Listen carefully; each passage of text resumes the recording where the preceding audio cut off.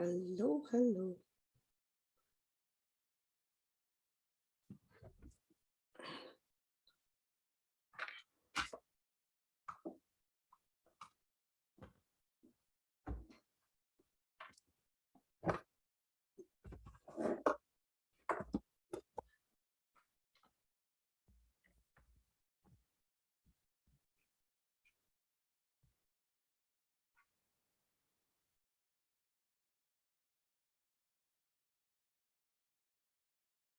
Hello, can you hear me now?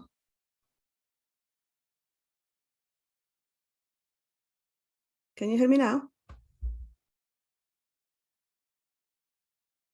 I think you're muted. Can't hear me still.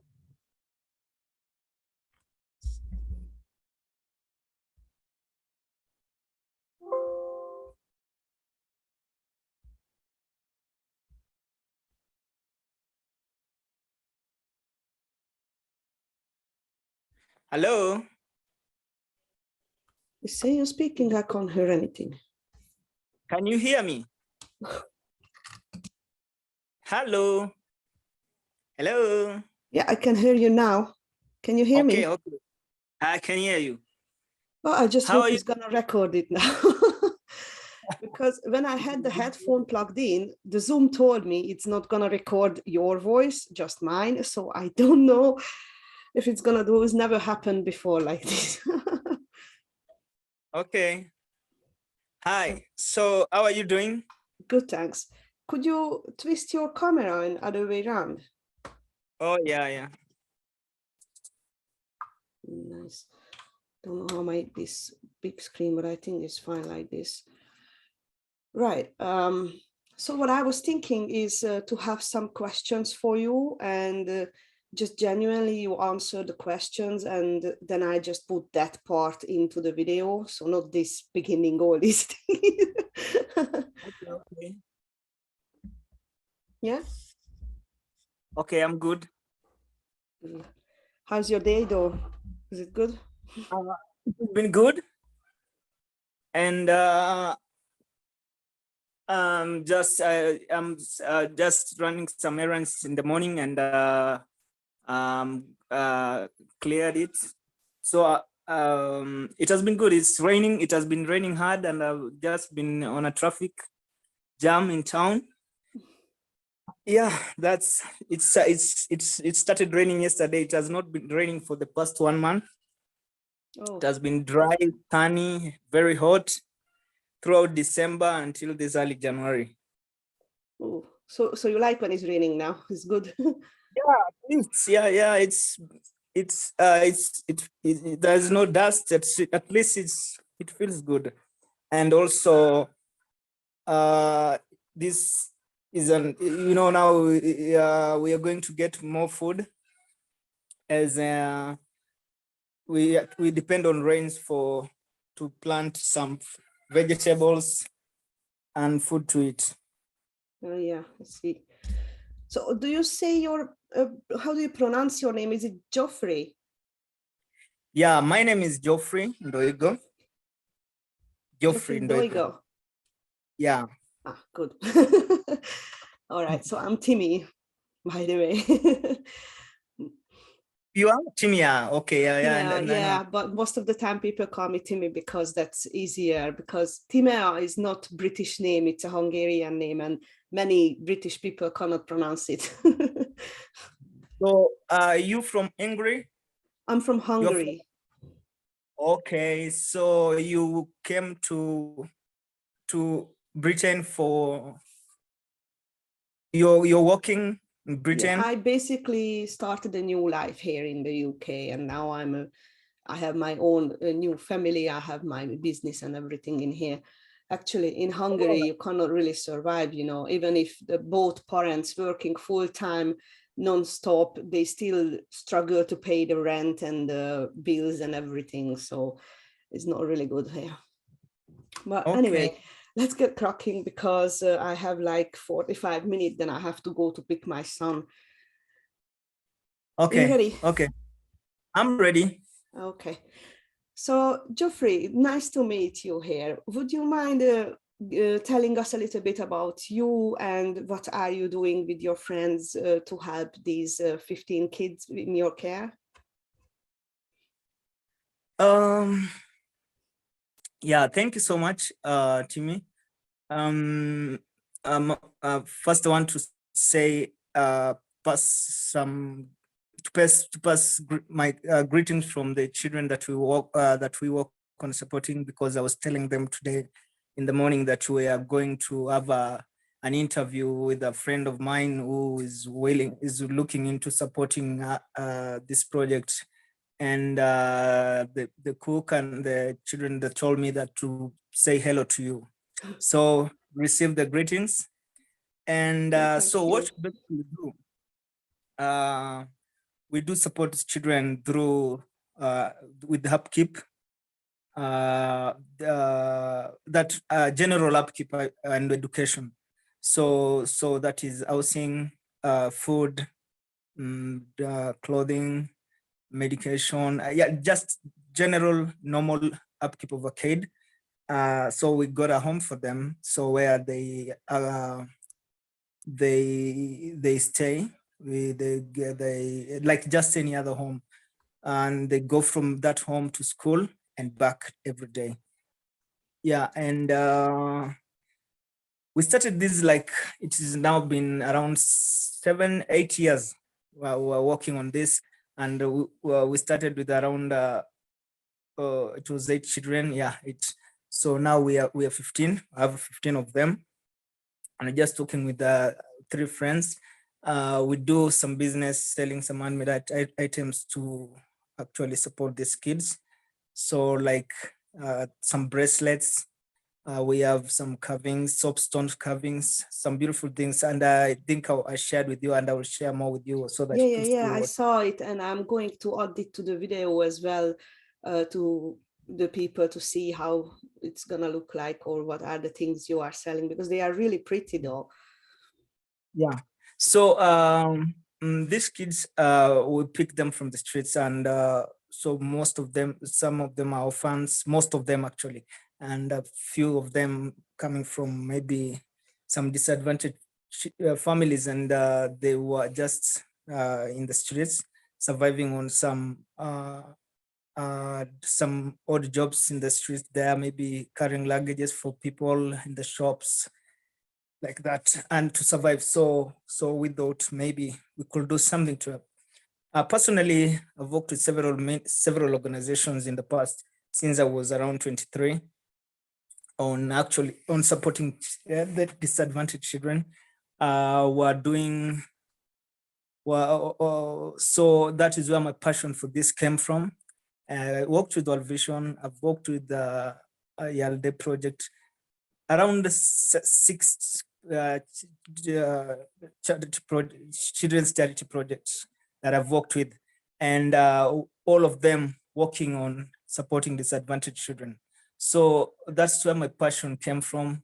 And when the last contract that I had with another organization that I was working with ended, and the organization closed its operations here in Kenya, I thought maybe it would be good for me to start my own project and see if I could manage. So with the few money, the little money that I had, we started this with a few friends of mine. And so we have 15 of them, aged from age 7 to 17 years. Oh, from age 6 to 17 years, sorry.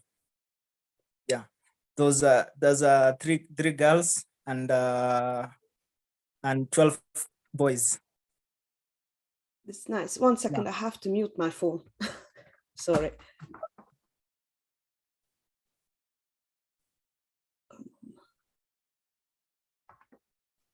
Stupid notification coming always when you don't want it to.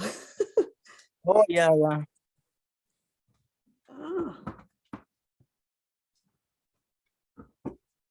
This is not my day.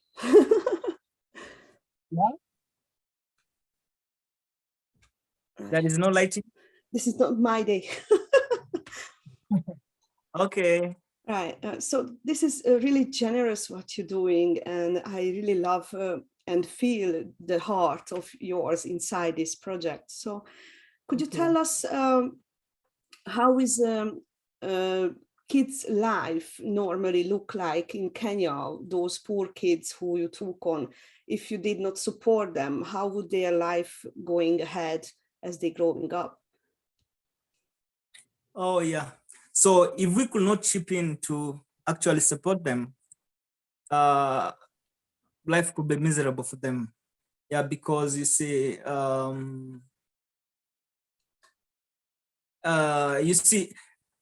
if they could have stayed in the streets, yeah, their future will be blank, and maybe most of them will go into drug abuse. Some of them will go into crime, maybe robbery out in the streets. They could just have some very miserable lives, because if they could live in the streets, you see, there are those gangs in the streets. There's that life, street lives, that they could join, that they could got themselves into, and basically they could not. Most of them could not survive to be adults. Maybe they could be killed along the way.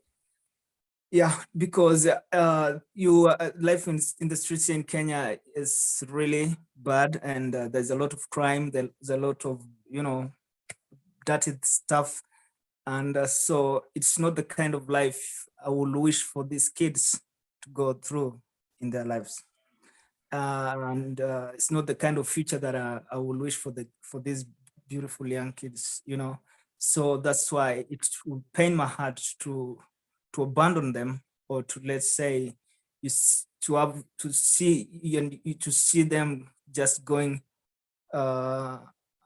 into that kind of a life in the near future. So we have to do what we have to do to actually assist them and save them from that kind of life that will be awaiting them if they could still stay out there in the streets. Yeah, I can see. And how common is the child, child traffic and child labor in your area? If somebody's living in the streets, how often they get picked up for this reason? Oh, for child labor? For child labor and for child traffic, to sell them to other people. In other countries, or you say maybe in your country? To be sold locally, yeah? Or yeah. to be be sold to anyone, any kind, to sold to other countries, to be a slave or anything like that. How common is that in your country? We've had that kind of, we have had the child trafficking, but it's not really big here in Kenya. Currently, it was some days before it was an issue, but nowadays those child trafficking has gone really low, because I think the government is really working on it, and so it's hard to do some trafficking. Maybe locally, the bad thing that we have here is child labor. So many children are into child labor, forced child labor, and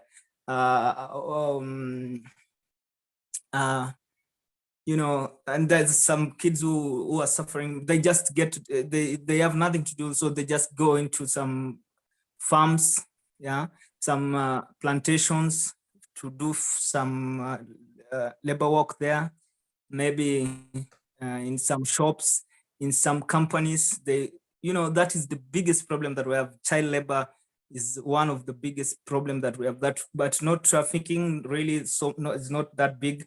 And the bad thing is that the government is doing really nothing about child labor, because actually the poverty is too low, is too high. Is the poverty levels here is too big, so that it is really even so hard to control the child labor situation that is happening here in Kenya. So it's really hard, because sometimes even if you say maybe you want to maybe, these kids they have nothing, they cannot go to school, and they have no place to stay. They sleep on the streets. They eat from the streets. Maybe they eat some food that has been from the pits around there.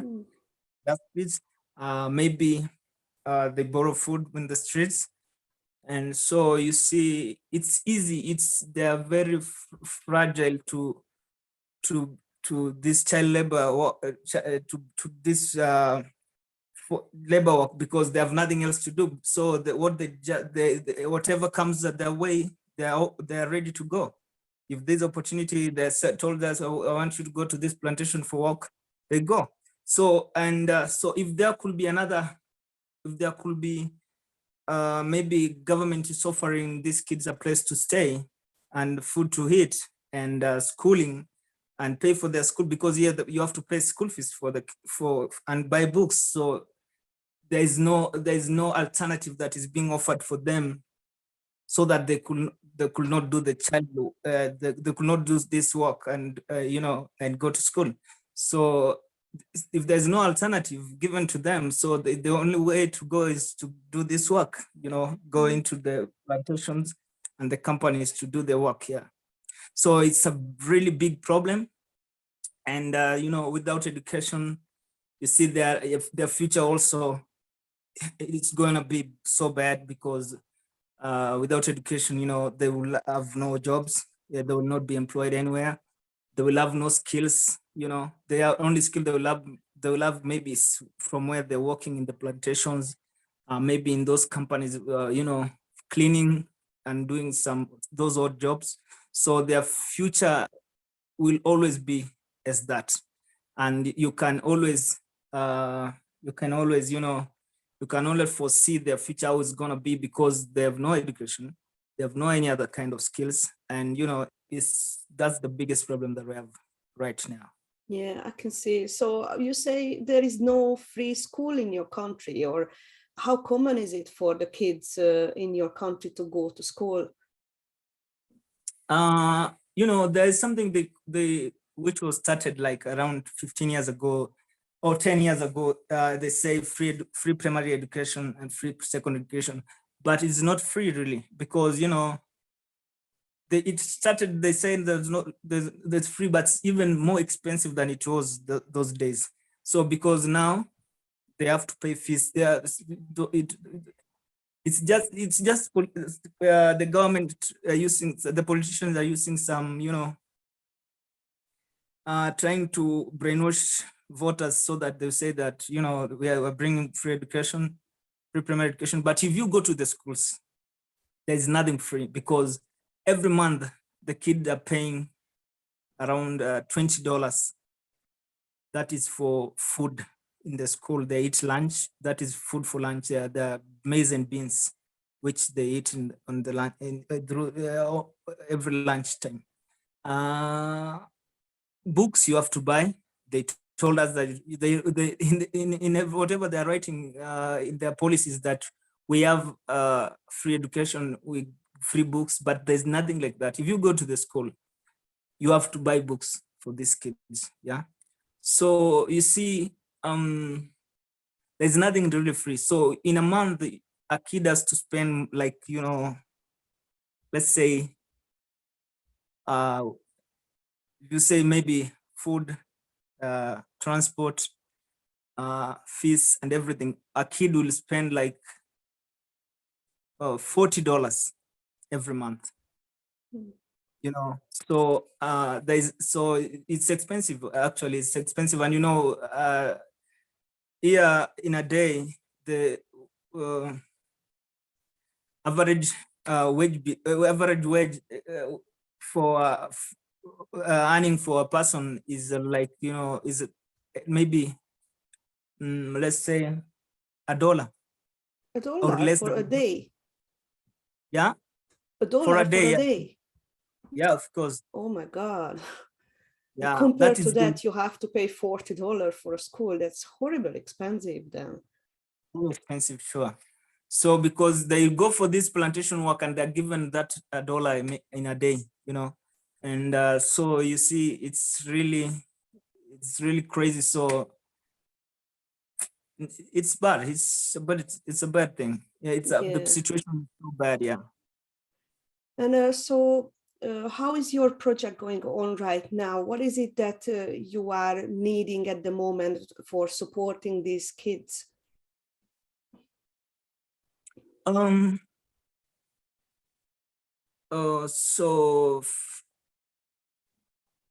you know, we're renting right now a place where they stay. So we pay $300 a month. That is the house rent for the place. We spend for the upkeep, general upkeep, that is medication, if anything comes up, clothing and everything, and food. We spend like, let's say, around $400 a month. 400, yeah, $400 a month. That plus rent, that comes to $700. Mm.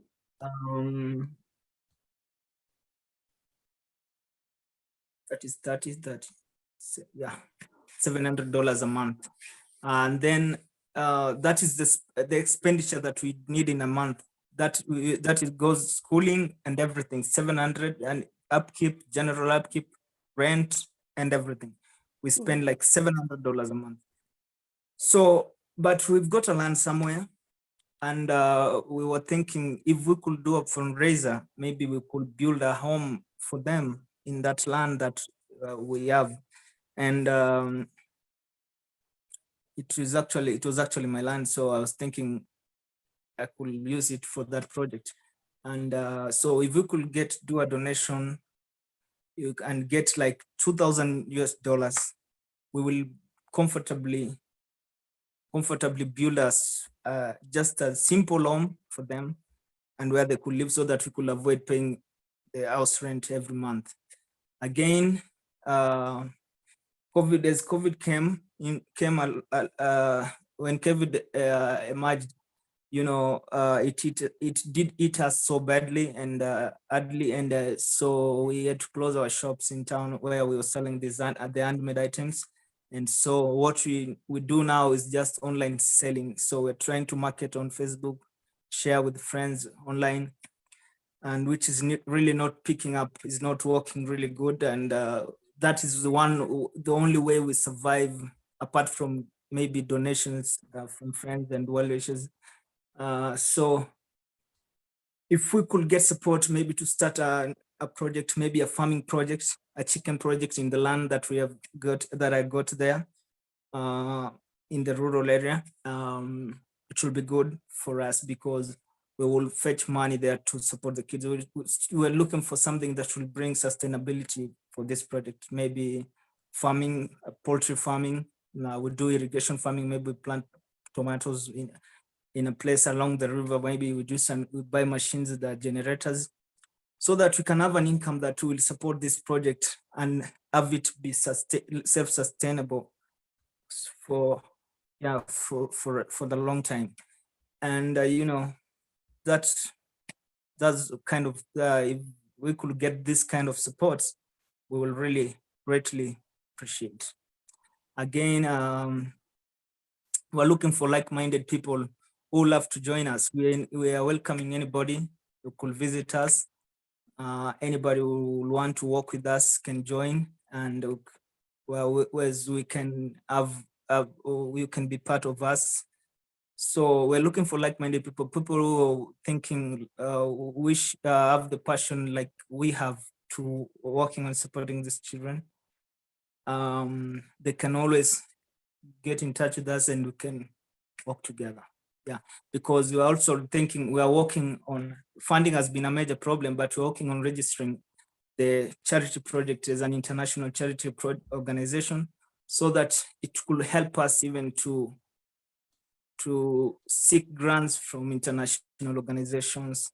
You know, it right now, as we are registered as a community-based organization, it really limits us from seeking funding from international bodies, governments, and you know, it's really, we are only limited to local support and support from maybe direct friends, from well wishers and friends, you know. Yeah, so that's So kind of support.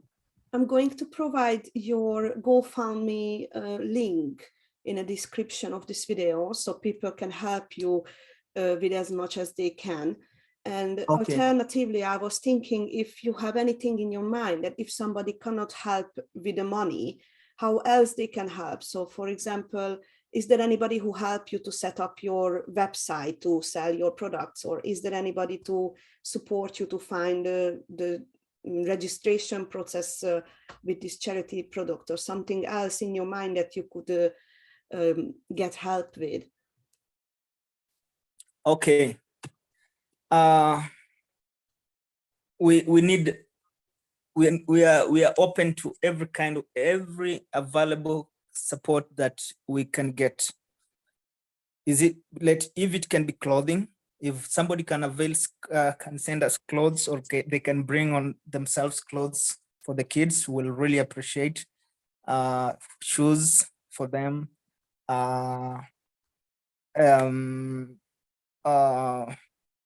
food for the kids. If somebody will maybe wish to build the home that we have said we need to build for them, they could come, we can talk, and they can maybe manage themselves the building of the home.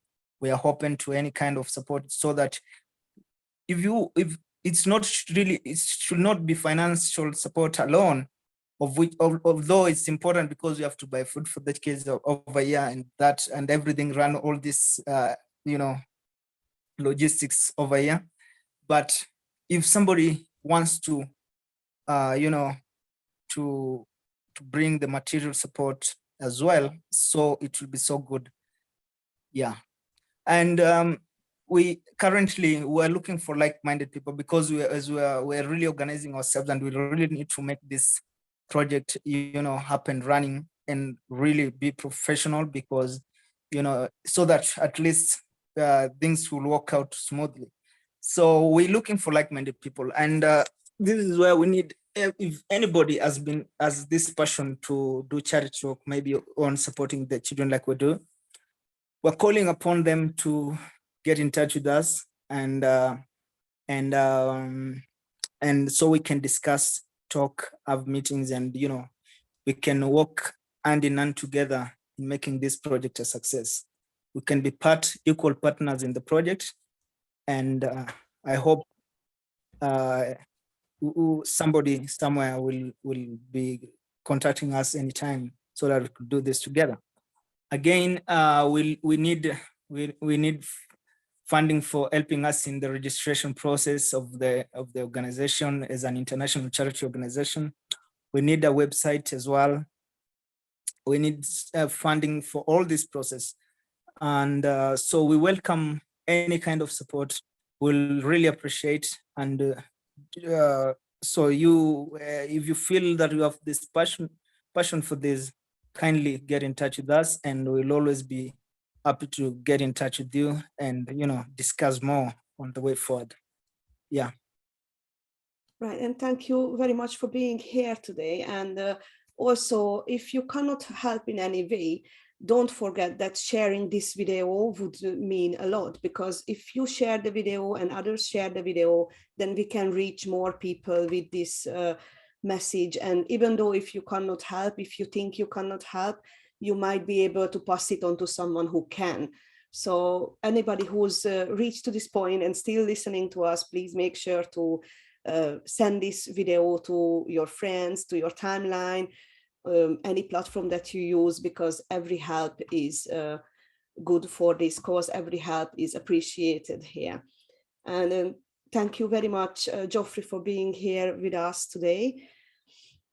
And it was lovely to speak with you, and do keep us updated on how the projects are going. Yeah, thank you so much. I really appreciate you, man. It's been a blessing and a wonderful opportunity to actually have this conversation with you and share with you about what we are going through and about our project. And we really, really appreciate and pray to God that somebody somewhere will be touched by this and they're going to support us. Currently, as I told you, we are in a really bad situation that even we cannot afford food for the children, and we are really seeking support, and especially on the fundraiser. Hope we get some support so that at least we could feed these children, take them to school, and have them have a normal life of any other kid has in this world, and for them to have a bright future ahead. May God bless you so much. And this has been a great opportunity for us to share with you about us. Thank you so much. All the best God for bless. you. Thank you. Bye-bye. Bye-bye.